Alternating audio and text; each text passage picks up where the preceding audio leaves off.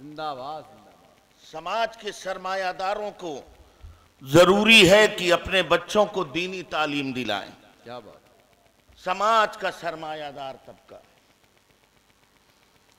आप देखो ना, ये बढ़ते बच्चे हमारे समाज के गरीबों का एहसान है हम पर। मालदारों का नहीं। मालदार लोग सोचते हैं कि हम तो 5,000 रुपए, 10,000, 15,000 मदरसे को देते हैं। अपनी जेब से निकालने में बड़ा कष्ट होता है। वो जो 10,000, 15,000 आप देते हैं वो भी ज़कात और खैरात वाला देते हैं ना। 2.5% वाले को देने में इतना कल्क है, दर्द है। वो 97.5 से कब दिया है आपने? क्या बात। जो निथरा था मुफ्ती साहब, उससे तो 1 रुपया नहीं दिया आपने। 2.5% जो देना ही था, नहीं तो फिर माल का मैल कुचैल अपने बीवी बच्चों को खिला के राजी रहो। वो तो देना ही था। आप एहसान किया है इन गरीब माँ बापों ने इन मदरसों पर। आप कहां पढ़ाते हैं मालूम है? आप अपने बच्चों को पढ़ाते हैं वहां जहां आदमी जाता है तो चौकीदार मिलता है। पहले खड़े रहो यहां। क्या बात है? एडमिशन कराना है। अच्छा, किससे मिलना है? प्रिंसिपल साहब से। ऐसे इदारों के प्रिंसिपल गायब रहते हैं, बहुत कम मिलते हैं, असिस्टेंट काम चलाते हैं। लेकिन अगर इदारा जामिया हनफिया रज़विया जैसा हो और प्रिंसिपल मौलाना ज़ियाउल मुस्तफ़ा सकाफ़ी जैसा हो तो 24 घंटा अवेलेबल है। क्या बात है। वाह वाह वाह। जामिया इमाम अहमद रजा जैसा हो और प्रिंसिपल मौलाना मुबारक कादरी जैसा हो, क्या बात। 24 घंटा मौजूद।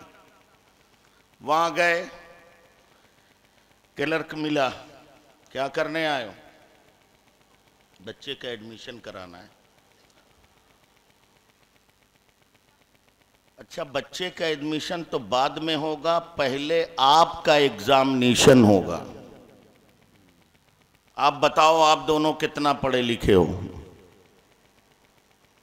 उसका तो बाद में। पहले तो आप अपना इल्मी लियाकत वहां चेक कराते हैं कि कितने पढ़े लिखे हैं आप।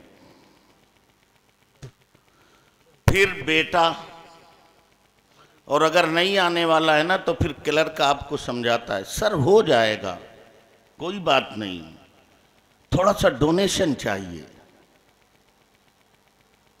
अच्छा भाई ठीक है, डोनेशन दे दिया, तैयार हो गए आप, दे रहे हैं ना। फिर वो कहेगा एडमिशन तो हो गया डोनेशन की बदौलत। उसके बाद वो कहेगा देखो किताबें आपको नहीं लानी, किताबें जहां मैं बताऊंगा वहां से लानी है। क्या बात। उसके लिए ये लिस्ट है, इतने पैसे में आए। सर वो बैग है ना, वो भी आपको नहीं लाना है, वो चलेगा नहीं भाई, मैं बता दूं, ये पता है वहां से लाना है। नहीं है? सुन रहे हैं आप? सब कुछ उनका और सब आप उनको दे रहे हैं। बच्चा दे रहे हैं, एडमिशन फीस दे रहे हैं, डोनेशन दे रहे हैं, किताब खरीद रहे हैं, पिट्ठू बैग खरीद रहे हैं, कपड़ा खरीद रहे हैं, बाकायदा ड्रेस खरीद रहे हैं। वो भी आप कहीं और से नहीं खरीद सकते। जहां प्रिंसिपल साहब और मैनेजमेंट और क्लर्क साहब ने बताया है वहीं से लाएगा, वही चलेगा, वहीं से बच्चा जचेगा, कहीं और से आप बनवा नहीं सकते। आप दे रहे हैं, हाँ ये भी दिया, ये भी दिया, ये भी दिया, ये भी दिया। वो ऐसे इदारे हैं जहां सिर्फ दिया दिया है, मगर अल्लाह की कसम अगर आप अपने बच्चे को इमाम अहमद रजा दारुल उलूम में ले आए तो यहां सिर्फ दिया दिया नहीं है, सिर्फ लिया है। आप बच्चा को ले आओ, किताब मौलाना मौलाना मुबारक देंगे, दवा मौलाना मुबारक कराएंगे, नाश्ता मौलाना मुबारक देंगे, किताबें मौलाना मुबारक देंगे। और सुनो, तुमने जाहिल दिया था, ये हाफिज बना के देंगे। तुमने जाहिल दिया था, तुमने गैर पढ़ा लिखा दिया था, तुमने नकुचड़ा दिया था, इन्होंने कौम का कायद बना दिया है। ये जुमला सही है जरा। ये है मदरसे, ये है मदरसे के असातिज़ा, ये है कुरान जिसकी अजमतों को हमने भुला दिया, जिस कुरान को हमने तावीज वाली किताब समझ ली, बख्शने वाली किताब समझ ली। कब पढ़ते हैं आप इस कुरान को?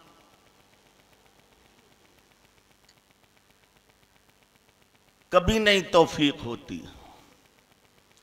वो लड़की हमारी जो जहेज में लाती है ना, वो भी जुज़दान में सजा के वहां रखती है। अल्लाह समद। वो बड़ा सा LED, वो तो रोज देखती है, मगर अल्लाह माफ फरमाए वो कुरान शायद हफ्ते में कभी देख ले। और आपको तो तौफीक ही नहीं। आप कब पढ़ते हैं? जब अब्बा मर जाते हैं, दादी दादा का। और वो भी आप नहीं पढ़ते अब, उसके लिए तो ये बेचारे मदरसे के बच्चे हैं, यही बख्शवाएंगे, तुम्हें जरूरत नहीं है।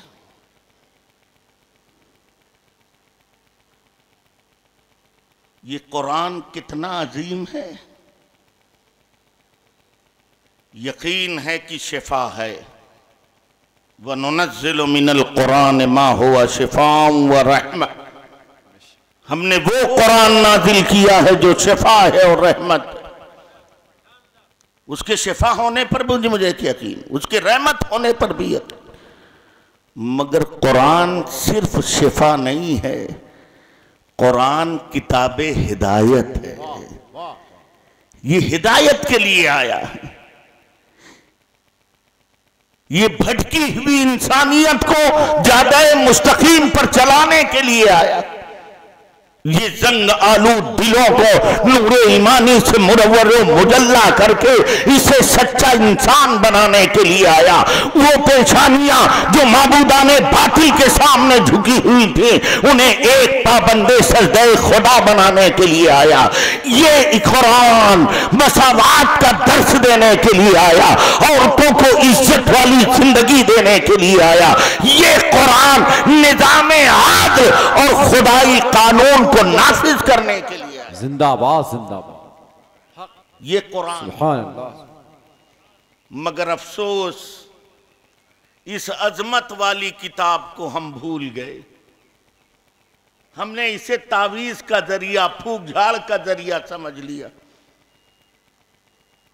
खुदा की कसम,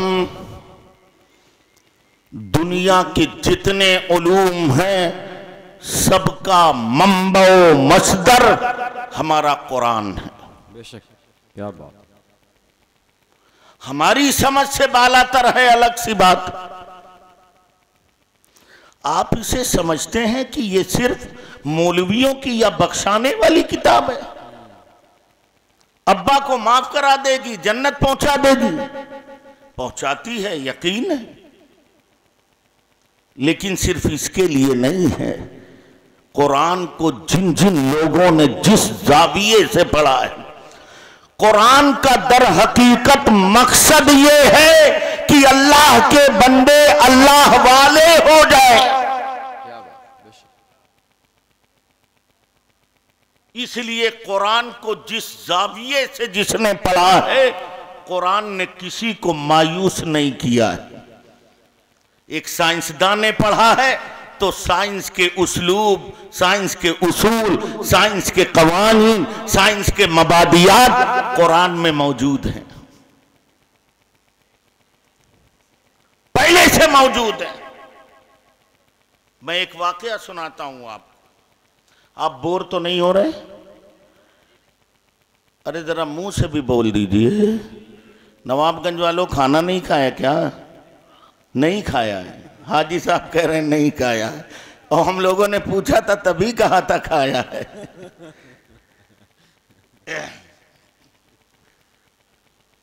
एक बहुत बड़ा साइंसदान है डॉक्टर मोरिस बुकायले। कुछ लोग बुकायल कहते हैं, बुकायले भी कहते हैं, जो भी हो।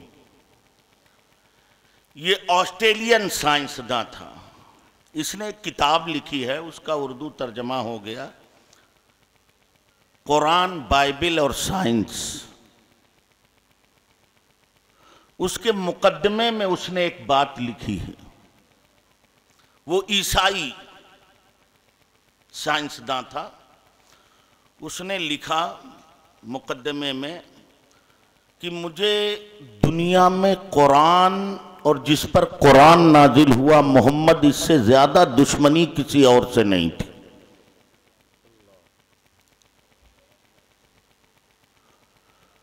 फिर उसने लिखा कि एक दिन मैं जर्मन के एक साइंसदान का एक आर्टिकल पढ़ रहा था, एक मजमून।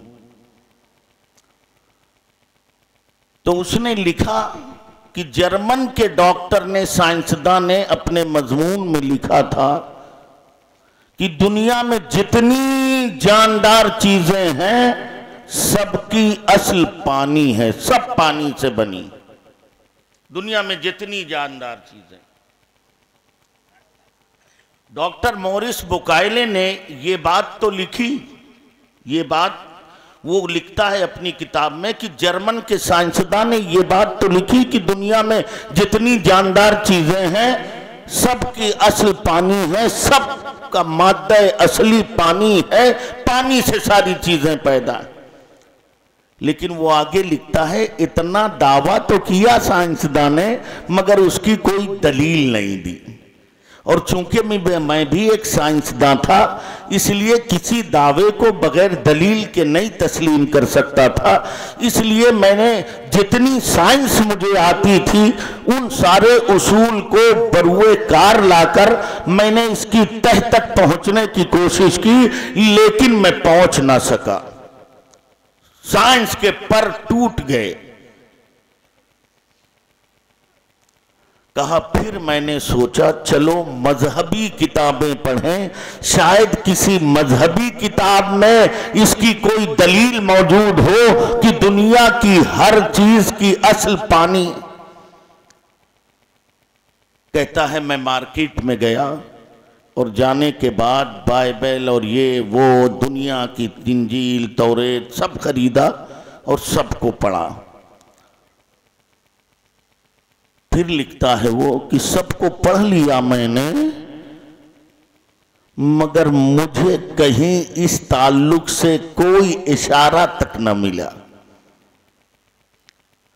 कहता है मायूस होके मैं लेटा हुआ था बिस्तर पे, अचानक मेरे दिल में बात आई कि चलो कुरान से दुश्मनी ही सही मगर कुरान पढ़ के देखते हैं।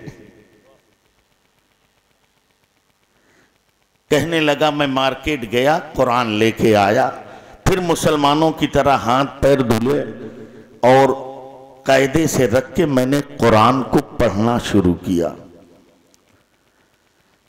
कहता है जैसे जैसे मैं कुरान पढ़ता जाता, कुरान से दुश्मनी कुरान से मोहब्बत में बदलती जाती। क्या बात, जिंदाबाद। तवज्जो है आपकी? वो ढूंढ क्या रहा था? दुनिया की हर जानदार की असल पानी है। सात किताबें जो उन मज़ाहिब की थी मौजूद, पढ़ डाला, कहीं नहीं मिला। कुरान से दुश्मनी के बावजूद कुरान को पढ़ रहा है, खोल रहा है। कहता है पढ़ते पढ़ते पढ़ते पढ़ते पढ़ते मैं कुरान की एक ऐसी आयत पर पहुंचा कि मैं वहीं ठहर गया, हैरान और शशिदर रह गया और मेरी जबान से बेसाख्ता अशहदु अल्ला इलाहा इल्लल्लाह व अशहदु अन्ना मुहम्मदन अब्दुहु व रसूलुहु निकल पड़ा। कहने लगा जानते हो कहां मैं ठहर गया, कहां मैं ढूंढ रहा था कि दुनिया के हर जानदार की असल पानी है। किसी साइंस की किताब और किसी मजहबी किताब में नहीं मिला मुझे, मगर मैंने कुरान पढ़ा तो देखा मैंने कुरान फरमा रहा है वो जअलना मिनल माए कुल्ला शैइन हई, जिसका तर्जमा ये है कि और हमने हर जानदार को पानी से पैदा किया। जिंदाबाद, अल्लाहु अकबर कबीरा। वो कहने लगा आज का साइंसदान इतने साइंसी आलात को बरूए कार लाकर ये बता रहा है कि दुनिया की हर जानदार चीज की असल पानी है और दुनिया की हर जानदार चीज पानी से पैदा है। मगर कुर्बान जाओ उस कुरान पर और उस मोहम्मद अरबी पर जिसने बगैर किसी मशीन के 1400 बरस पहले बता दिया था कि दुनिया की हर जानदार की असल पानी है। अल्लाह अकबर कबीरा। किताबे हिदायत है, इसको जो पढ़ता है हिदायत पाता है। क्या वजह थी, कभी आपने गौर किया? ये कुफारे मक्का हज के मौके पर मक्का के हर दरवाजे पर मेन एंट्रेंस पर, मेन गेट पर क्यों अपने नुमाइंदे बिठा देते थे? हर हाजी आता तो उससे एक ही बात कहते थे, देखो मक्का में मोहम्मद के पास न जाना, उनकी बात न सुनना। ये बच्चों थोड़ी देर न सुनना उनकी बात। जादूगर हैं माज़अल्लाह, साहिर हैं, काहिन हैं। और याद रखो जिस चीज की कभी ज्यादा बुराई की जाती है ना तो लोगों को उसका शौक पैदा होता है। कहते कान में जाना नहीं तो ना जाने वाला भी सोचता चलो जाके देखते हैं, और जब वो जाता और प्यारे आका का कलाम सुनता तो कहता अशहदु अल्ला इलाहा इल्लल्लाह व अशहदु अन्ना मुहम्मदन अब्दुहु व रसूलुहु। दाखिले ईमान हो जाता। कुरान सुनता ही। और जानते हैं कुरान को सुनने के लिए कुरान के बड़े बड़े दुश्मन रात को छुप छुप के सुना करते थे। अबू जहल, उतबा और ऐसे बड़े बड़े। एक रवायत में लिखा है कि आका के काशाने अक़दस के किनारे रात में ये तीनों अलग अलग बैठे कुरान सुन रहे थे, और जब फारिग हुए चलने लगे तो एक गली में तीनों की मुलाकात हो गई। कहा भाई कहां थे? सब राज खुल गया कि कहां थे, कहां बैठे थे, क्या कर रहे थे। कहा देखो यार किसी से बताना नहीं कि हम लोग भी कुरान सुनने आए थे, किसी से ना बताना, आज के बाद हम लोग भी नहीं आएंगे। मगर रवायत में लिखा कि रोज तीनों जाते रहे, रोजाना तीनों जानते रहे। अब आप कहेंगे मौलाना जब दूसरे कुरान सुनते थे तो ईमान ले आते थे और इतने बड़े बड़े दुश्मन रोज छुप के सुनने जाते थे तो ये ईमान नहीं लाए। तवज्जो है ना, तवज्जो है ना, गौर करेंगे ना आप, ये सवाल पैदा होता है कि नहीं। तो सुनो, दुश्मनी दो तरह की होती है। एक जात से दुश्मनी होती है और एक सिफात से दुश्मनी होती है। इसको आप नहीं समझे। मैं मुफ्ती हनीफ हूं इसलिए आपको मुझसे दुश्मनी है, ये मेरी जात से दुश्मनी है। मैं बड़ा आलिम हूँ, मुबल्लिग हूँ, मुकर्रिर हूँ, मुदर्रिस हूँ, खलीफे रफीक मिल्लत हूँ, मुफ्ती शहनवाज आलम का दोस्त हूँ। इस नेहद से आपको मुझसे दुश्मनी है, ये सिफात की दुश्मनी। तवज्जो है ना, तवज्जो है ना। तो रसूलुल्लाह के भी दो तरह के दुश्मन थे, एक तो जाते मोहम्मदी के दुश्मन थे और एक सिफाते मोहम्मदी के दुश्मन थे, या उसको यूं कहो एक दुश्मन थे दूसरे हासिद थे। जात की जो अदावत होती है उसको दुश्मनी कहते हैं, सिफात की जो अदावत होती है उसको हसद कहते हैं। अब सुनो, जात की दुश्मनी जायल हो जाती है मगर सिफात की दुश्मनी जब तक के सिफत बाकी रहती है वो दुश्मनी बाकी रहती है। जात के दुश्मन फारूक थे मगर दुश्मनी टली ईमान ले आए। जात के दुश्मन खालिद बिन वलीद थे, दुश्मनी हुई ईमान ले आए। जात के दुश्मन अबू सुफियान थे मगर वो जात से अदावत खत्म हुई, ईमान ले आए। अबू जहल नबी की जात का कम, उनकी सिफात का ज्यादा दुश्मन था। रसूलुल्लाह रसूल है इसका दुश्मन था, नबी है इसका दुश्मन था, हामिले कुरान है इसका दुश्मन था, नबी रहमतुल लिल आलमीन है इसका दुश्मन था, नबी ताहो यासीन है इसका दुश्मन था। तो नबी की ये जात नबी से जुदा होने वाली नहीं थी, इसलिए वो ईमान नहीं लाया। वो सिफात के जिंदाबाद, इसलिए वो ईमान नहीं लाए। जो जात के हासिद थे, दुश्मन थे, वो ईमान ले आए। अल्लाह अकबर। कुरान किताब हिदायत है, हिदायत वाली किताब है। आज आप देख रहे हैं पूरी दुनिया में, गौर कर रहे हैं, ये पूरी दुनिया में कुरान के खिलाफ वावैला क्यों है? कभी गौर किया? टाइम ही नहीं है। इन लौंडों के पास, जिनके पास 4G 5G है, उनके पास तो खास तौर पर टाइम नहीं है। इनके पास टाइम होगा कैसे? कुछ देर तो इनको नौकरी करनी है, कारोबार करना है। उसके बाद हजरत, मैं आपके इलाके का माहौल नहीं जानता, लेकिन मैं अपने कानपुर का माहौल जानता हूँ। ये मुसलमानों के लौंडे गलियों में खड़े 3-3 बजे रात तक कान में मोबाइल लगाए, जाने नाली बह रही है, गलादत बह रही, वहाँ खड़े अल्लाह जाने 2-2.5 घंटे से क्या बात करते रहते हैं और किससे बात करते रहते।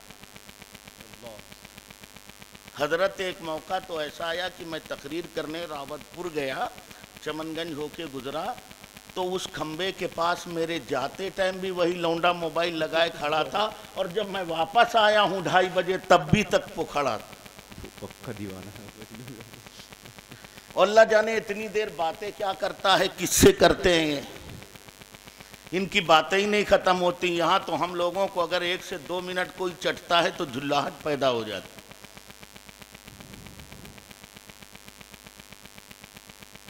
शहजादों, ये दिन हंसने के नहीं हैं, ये रोने के दिन है, रोने के। तुम्हें काली घटाओं का नहीं पहचानना आता, नशे मन से धुआं उठता है तुम कहते हो सावन। बलाएं घरों पर बारिश के कतरों की तरह नाजिल हो रही हैं और तुम एक रोटी और बोटी के लिए लड़ रहे हो। ये रात जिसे अल्लाह ने तुम्हारे आराम के लिए और ये दिन जिसे अल्लाह ने कसबे मौज के लिए बनाया, उस दिन को तुम आवारगी में खत्म कर रहे हो और रातों को मोबाइल और चैटिंग पे गुजार रहे हो। जिस कौम के नौजवानों का ये हाल होगा, उस कौम को किसी और जालिम की जरूरत नहीं है, ऐसी कौम खुद ब खुद फना हो जाएगी। जो कौमें तरक्की चाहती हैं, जो कौमें उरूज चाहती हैं, जो कौमें इर्तका चाहती हैं, जो कौमें बुलंदियां चाहती हैं, वो अपने बच्चों के हाथों में कलम देती हैं, कलम।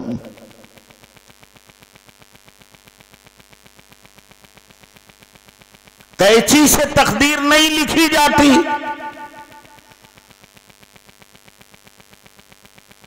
हल की मुठिया पकड़ने से कौम की तकदीर नहीं बदलती, हाथों में रिंच पकड़ने से कौम की तकदीर नहीं बदली जा सकती, हाथों में गाड़ी की स्टीयरिंग पकड़ने से कौम की तकदीर नहीं बदली जा सकती। कौम की तकदीर वो बदलते हैं जिनके हाथों में कलम होता है। कौमों की तकदीरें कलम से बदली जाती हैं,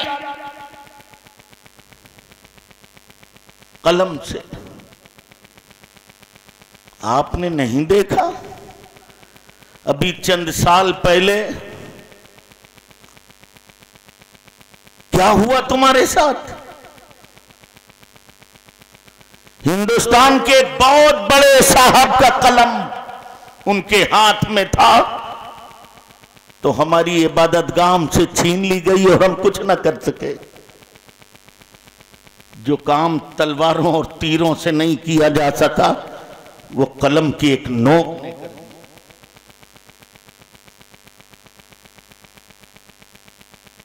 कलम की बड़ी हैसियत है, कलम से तकदीरें लिखी जाती हैं। मगर अफसोस,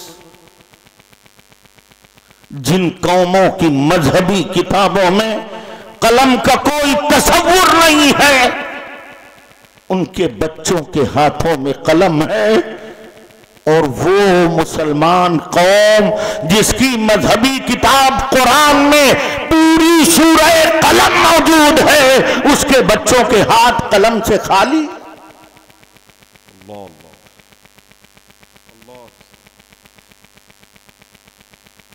कलम की हैसियत जानते हो? एक कलम संवरता है तो पूरा समाज संवरता है, और एक कलम बहकता है तो पूरा समाज बहकता है। मेरी बात अगर आप ना समझ सके तो मैं थोड़ी और वजाहत कर दूं।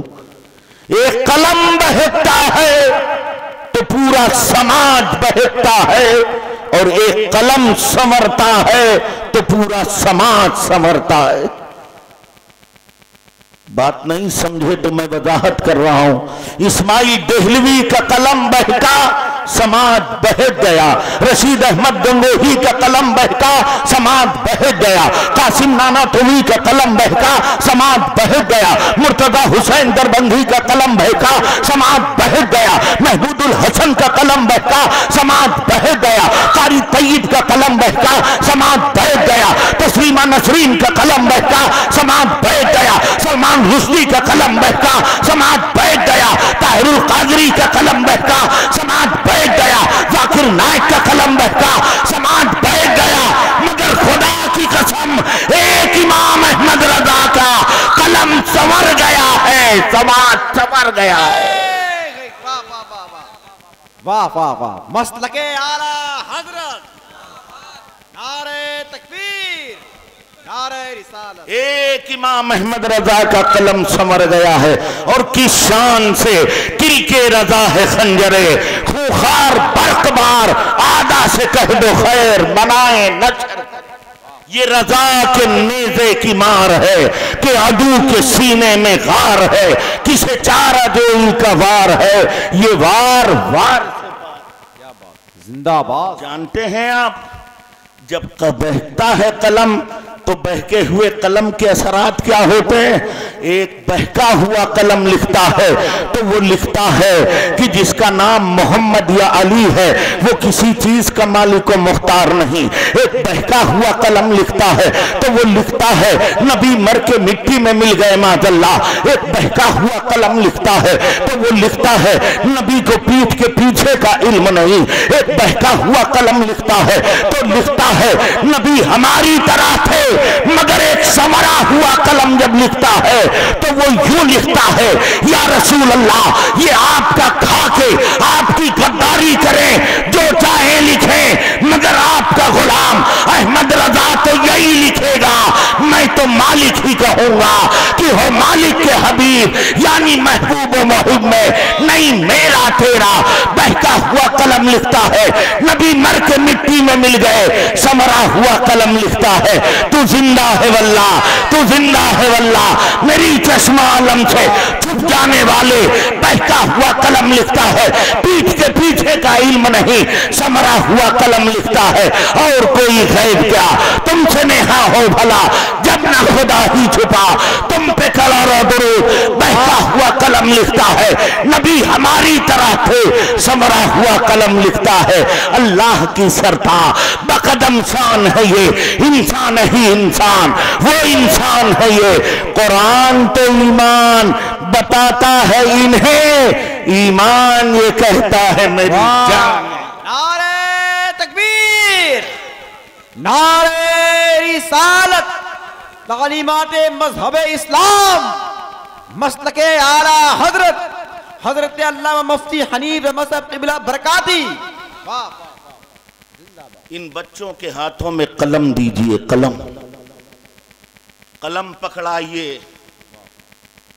मेरे मशाइखे महारारा ने आज से 25-30 साल पहले अपने मुसलमान भाइयों को नारा दिया था, मुसलमानों आधी रोटी खाइए, अपने बच्चों को पढ़ाइए, पढ़ाइए अपने बच्चों को। और उस नारे को अमली जामा पहनाने वालों में एक बड़ी जात हजरत मुफ्ती शहनवाज आलम साहब की। इसने इन्हों चाहते तो अपने लिए बड़ा शानदार महल बनवाते, लेकिन इन्होंने अपनी जात के लिए बड़ा महल नहीं बनवाया, इन्होंने इन तलबा के लिए एक शानदार महल तामीर किया, जहां से पढ़ने वाला शायद कभी कोई राजी का गुलाम बन के निकल जाए, गजाली का गुलाम बन के निकल जाए। ये भी कामयाब, इनकी नस्लें भी कामयाब, और ये अपने मकसद में कामयाब हैं।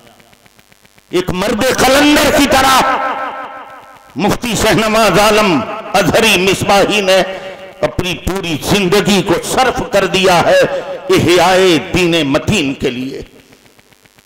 इनको सिर्फ कंक्रीट और ईंट की एक इमारत न समझो भाइयों, ये दीन के किले हैं, दीन के किले।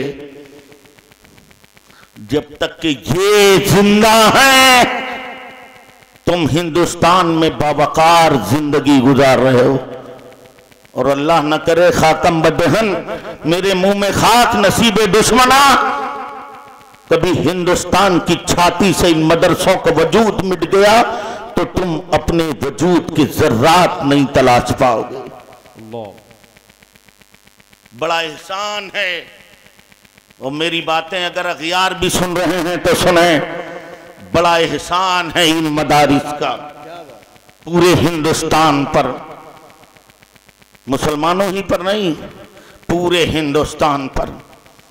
भूल गए वो तारीख, याद नहीं तुम्हें, जब हिंदुस्तान की माथे की बिंदिया अंग्रेज अपने इस्तेबदाद वाले हाथों से नोच रहा था, हिंदुस्तान की मांग का सिंदूर मिटाया जा रहा था, अंग्रेज हिंदुस्तान का सुहाग लूट रहा था, गुलामों में जकड़ी हुई हिंदुस्तानियत और हिंदुस्तानियों के लिए सांस लेना दोभर था।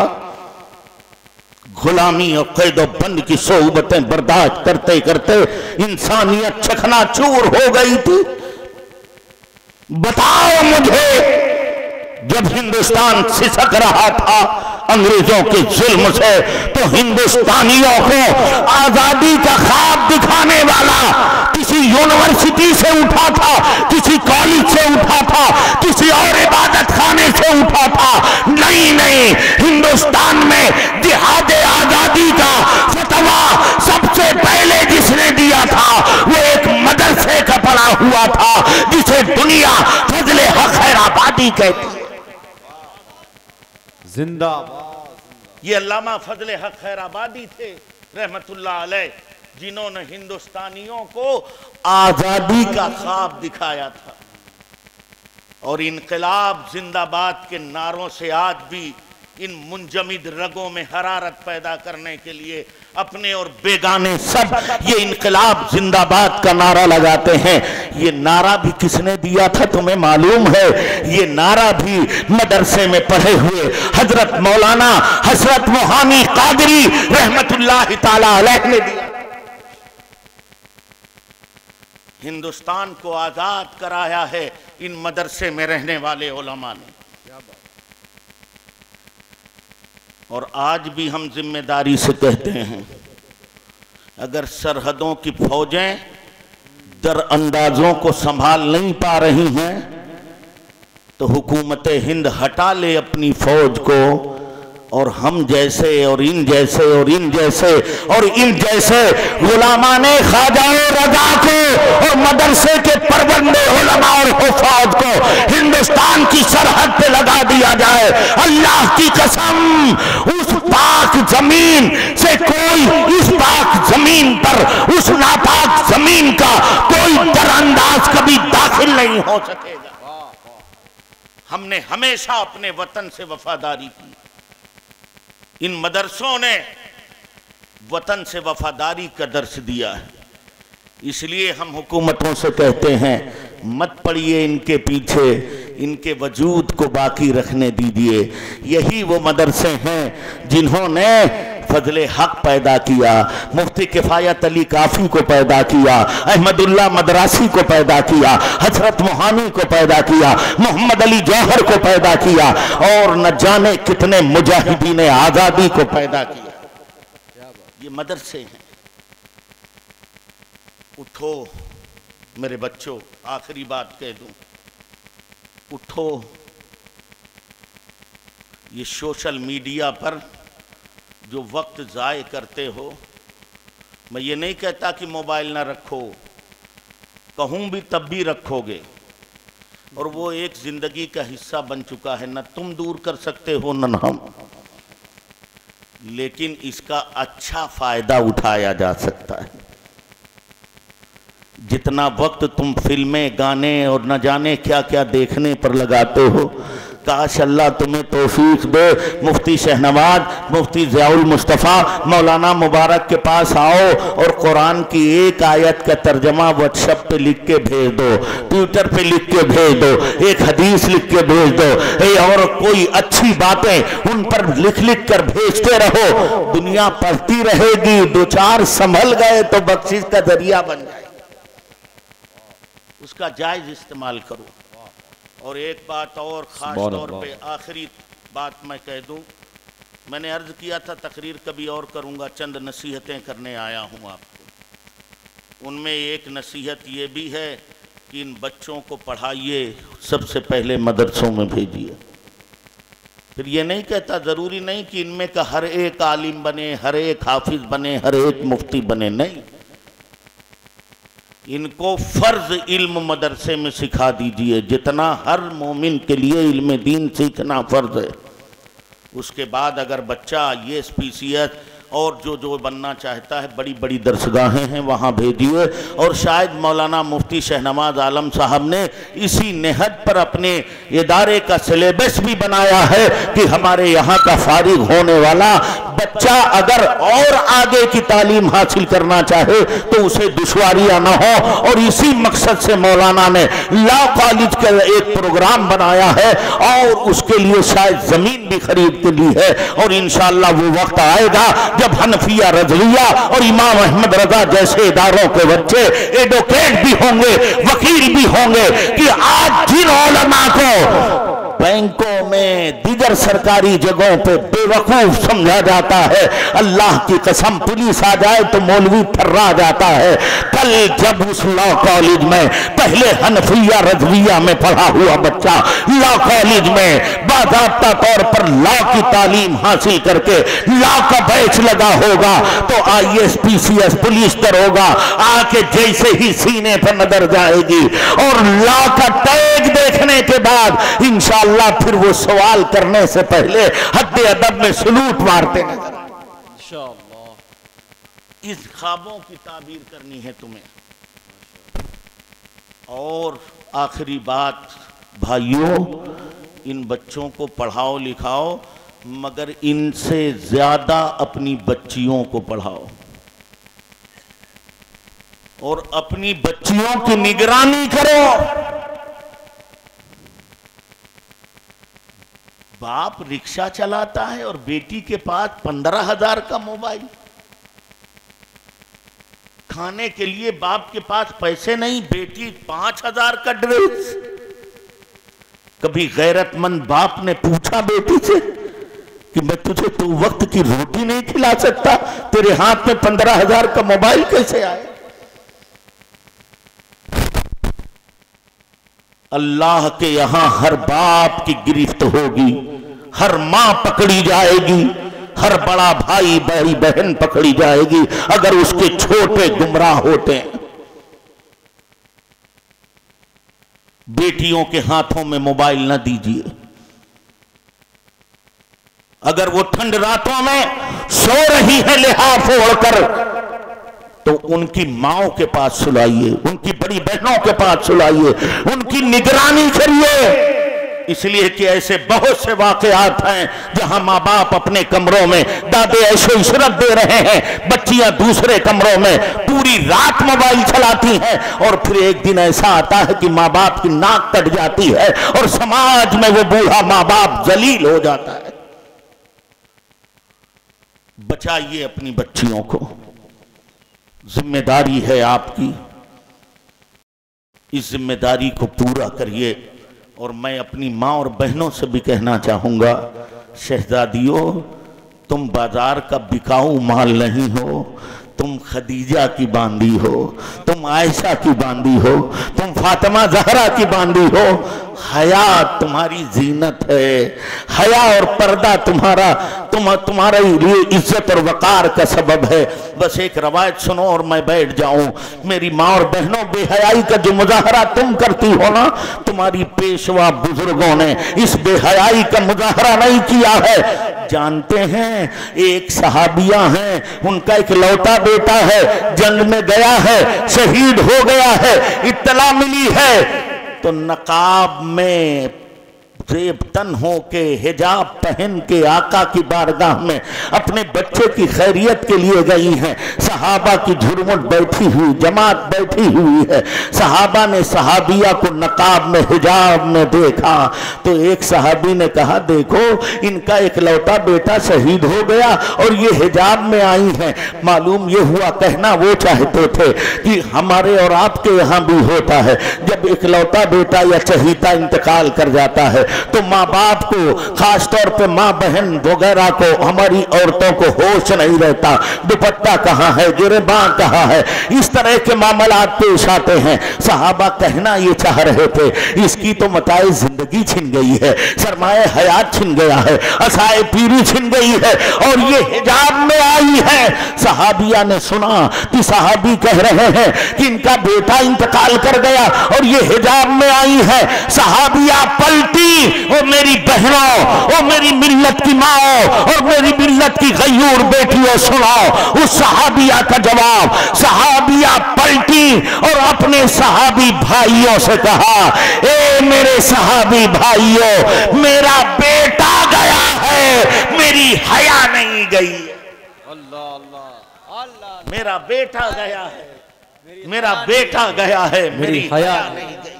अल्लाह, इसलिए अपनी हयाओं को संभाल के रखो, पर्दे में रहो मेरी शहजादियों। पर्दे में रह के इस्लाम ने तुम्हें इज्जत बख्शी है।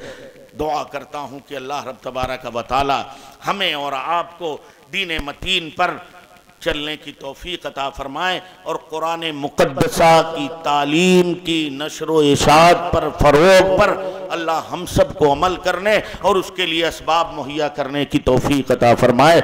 मैंने जो कुछ कजमज उल्टे सीधे बेतरतीब जुमले कह दिए हैं, इनमें जो गलती और ख़ता है वो मेरी जानिब से है, से सही है, मेरे अल्लाह का फ़ज़ल है। मैं से जो गलती हुई हो नक़ल रवायत में, ताबीरात में, बयान करने में, मैं अल्लाह की बारगाह में सच्चे दिल से तौबा करता हूँ और पढ़ता हूँ अस्तग़फिरुल्लाह रब्बी मिन कुल्लि ज़ंबि व अतूबु इलैहि अशहदु अन ला इलाहा इल्लल्लाह व अशहदु अन्ना मुहम्मदन अब्दुहु व रसूलुहु। तूफ़ान नूह लाने से चश्म फ़ायदा, दो अश्क ही बहुत हैं अगर कुछ असर करें। बड़ी लंबी चौड़ी तकरीर का कोई हासिल नहीं, दो बातें हों यहाँ जम जाएं और उसको आप ज़मीन पर उतारें। मुफ्ती शहनवाज आलम का साथ दीजिए, एक इनकलाबी शख्सियत है, जाल बिछा दिया है इन्होंने मदारिस का, और इंशाअल्लाह इन मदारिस में से किसी न किसी से तो कोई गजाली पैदा ही होगा, कोई राजी आएगा, कोई गुलाम ख्वाजा आएगा, कोई गुलाम निजामुद्दीन औलाई आएगा, कोई गुलाम हुसामुद्दीन कुतुब मानिकपुर पैदा होगा, कोई गुलाम कड़ा मानिकपुर पैदा होगा, कोई गुलाम अहमद रजा पैदा होगा। वमा अलैना इल्लल बलाग। सलाम। सुभान।